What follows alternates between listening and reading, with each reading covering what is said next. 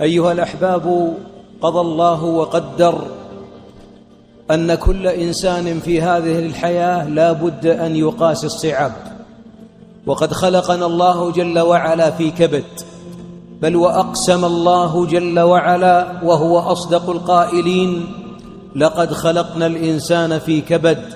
أقسم بالبلد ووالد وما ولد، أن الإنسان لا بد في الحياة أن يذوق القصص، ولا بد من الهم والغم، فما حلت إلا أوحلت.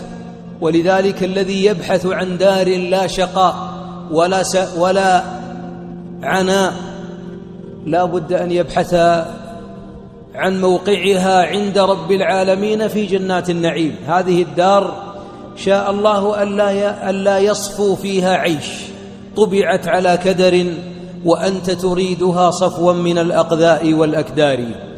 وبعضنا أيها الأحباب الهموم والديون والأمراض والأسقام في الحياة يستقبلها وهو مبتسم، وهو منشرح الصدر، راض على قضاء الله، يعلم أن هذه هي الفانية وأن تلك هي الباقية، يعلم أنه ما خلق في الدنيا إلا ليمشي إلى الآخرة، وما غروب الشمس إلا لأن الدنيا سيغرب شمسها يوما من الأيام. اللي فاهم الدنيا كما يجب هو السعيد في الدنيا. أما الذي كلما ضاقت به ضجر وتذمر وزمجر واكفهر وارتفع الصوت، ودائما يتحدث عن الدنيا بأزماتها وهمومها ومصائبها، نقول: أنت قد أخطأت المسير. أنت في الدنيا لا يصفو في الدنيا مشرب، ولا يمكن أن تستقيم الحياة، لأن الله شاء للدنيا أن تلعن. الدنيا ملعونة، ملعون ما فيها إلا ذكر الله وما والاه. ومعظم المكروبين والمكتئبين والمغمومين ما فهموا الدنيا على حقيقتها. هذه الدار قال الله عنها أنها له ولعب وزينة وتفاخر وتكاثر، وشبهها بالزرع الذي يعجبك خضاره ثم يهيج فتراه مصفرا ثم يكون حطاما. ولذلك أيها الأحباب أسعدنا وهو اللي فهم الدنيا على حقيقتها فاستعذب الآلام فيها. وانظر إلى حياة محمد عليه الصلاة والسلام، جاع فيها، ما سكن القصور، مات أبناؤه الستة قبله، ولم يبق من أبنائه إلا فاطمة رضي الله عنها. أخرج من وطنه، عذب أصحابه، قتل عمه، هاجر أصحابه، دنيا العناء كلها. لكن الحبيب كان في الدنيا منشرح الصدر، لأنه يعرف الدنيا وأن الله لا يرضاها أن تكون لأوليائه جزاء. نعم، ولذلك وهو على فراش الموت عندما خير أن يمد في أجله أو أن ينتقل إلى لقاء ربه قال: بل الرفيق الأعلى. شيب كثير من الناس وأتاه الأمراض والاكتئاب، وكله من هموم الدنيا. يقول: يا شيخ ديون وعيال ما يطيعون وفينا أمراض وفينا. هذا حال الدنيا، فاحتسب آلامها حتى تلقى الله جل وعلا. عبد الله بن الإمام أحمد عندما رأى والده في عناء قال: أبتاه متى الراحة؟ قال: الراحة عندما نودع جسر جهنم خلف ظهورنا ونستقبل ونخطو أول خطوة إلى جنات النعيم. الراحة هناك. واللي يبحث عن راحة في غير لقاء الله وفي غير طاعة الله مسكين. نقول له مسكين، الرقم غلط. ولذلك الدنيا لابد إذا حلت من الذي ما قبر غال؟ اليوم معنا من مات رحمه الله رحمة واسعة، رجل وامرأة، أسأل الله أن يجعل قبورهم رياضا من رياض الجنات، اللهم آمين. ذهبوا وسيذهب الذين عزوهم، سنعزي أولئك، وسيعزى فينا بعد أعوام أو أيام أو ساعات.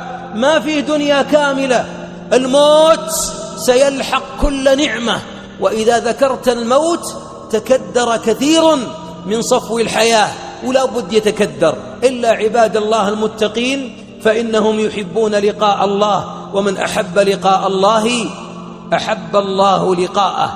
من منا لم يمرض؟ من منا ما فقد العافية؟ من اللي منا ما يأكل حبوب سكر بعد 40 و50 وكوليسترول وضغط وعيال عليه يقلقونه وزوجة تتغير أخلاقها وديون تلحقه وهموم وبدن يتعب وحزن يدخل؟ لا بد أن تحتسب هذا كله، وإلا يطول ليلك يا أبو فلان، ليل طويل ما فهمت الدنيا. الصحابة رضي الله عنهم علمهم الحبيب عليه الصلاة والسلام كيف يتعاملون مع الدنيا، أن يقتحموا العقبات في الدنيا. بماذا؟ بفك رقبة أو إطعام في يوم ذي مسغبة، أو أنهم يتواصون بالمرحمة أو يتواصون بالصبر. وهذا اللي يجعل العبد يسير إلى الله وهو هانئ ومطمئن النفس، أنه يعرف أن اللي يفقده في الدنيا ويحتسبه وهناك في الآخرة يجده عند الله في كتاب لا يغادر صغيرة ولا كبيرة إلا أحصاها. ولذلك أحبابي دعوة إلى أن نفهم أن الله أقسم جل وعلا أننا خلقنا في كبد. طيب لماذا يخلقنا في كبد؟ لماذا العناء؟ لماذا الهم؟ لماذا الجوع؟ لماذا الفقر؟ لماذا المرض؟ لماذا الموت؟ لماذا الآلام؟ حتى لا تركن يا عبد الله للفانية وتنسى الباقية، حتى لا تبقى هنا تحرث وتزرع وتعمر وتقض وناسين الآخرة، حتى لا تنسى الله. أنساهم، نسوا الله فأنساهم أنفسهم. البعض منا شيبت لحيته وشيبت عيونه وكل همه يبني يعمر يحفر يصب يقض. يا مسلم، أنت ستتركها بعد 100 عام من اليوم. ما واحد منا في المسجد موجود، واللي متجاوز 40 ما في أمل، ولا 30 قادمة، ولا 70 قادمة، ولا 40، والعلم عند الله. سنلقى الله. لذلك آلام الدنيا هي التي توصلك إلى جنان الجنة. يقول بعض السلف: لولا مصائب الدنيا لقدمنا إلى الله مفاليس. لولا أن الله يصيب العبد في بدنه وفي ولده وفي ماله وفي من أحبه ويحتسبه ويصبر على الألم وعلى الحزن، وإلا ما الذي يوصلنا إلى الجنة؟ الجنة إذا دخلنا الجنة، أسأل الله أن يدخلنا الجنة بلا حساب ولا سابق عذاب. أن العبد إذا وصل إلى الجنة أحبابي دخلت الملائكة تبشره، وأكبر سبب أوصلك للجنة والملائكة يدخلون عليهم من كل باب: سلام عليكم بما صبرتم. ولذلك أقول للمريض يلي تأخذ إبرة وتأخذ علاج، أو ذاك المريض الذي يقلبونه على الفراش: احتسب الآلام واحتسب الأنين واحتسب التعب واحتسب الحمى، فوالله إنها تكفر الذنب. بعض المرضى على سرير المرض من أعوام طوال ما ماتوا ولا هم مع الأحياء يدرجون. أتدرون لماذا؟ إن كانوا من المحتسبين لهم منازل عند الله في جنات النعيم لم يبلغوها بعد. إذا بلغوها قبض الله أرواحهم، وصار النوم على السرير هو أحد أسباب الثبات على الصراط يوم القيامة. نعم يا أيها المريض، احتسب حبة المنظم وحبة الكوليسترول وحبة الضغط والأمراض التي تعتريك، احتسبها واحمد الله، وابتسم وأنت تبتلع الحبوب وتخترق جسدك الإبر. احتسب وابتسم، فإن البلاء لا يزال بالعبد المؤمن حتى يلقى الله وليس عليه خطيئة.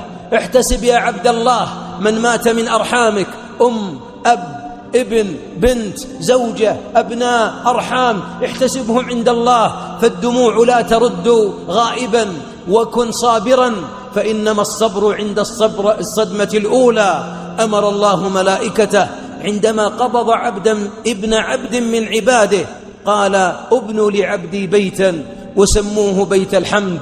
الحزن والبكاء والعويل واللطم وشج الرأس والصراخ والاعتراض لا يرد غائبا، فارضوا على قضاء الله. وأعظم عباد الله عملا وتقا هو الذي إذا أعطي حمد وإذا أخذ منه حمد. فليس لنا إلا قول الحمد لله رب العالمين. وأنت يا من افتقرت ولحيق بك الدين، إن الدين هم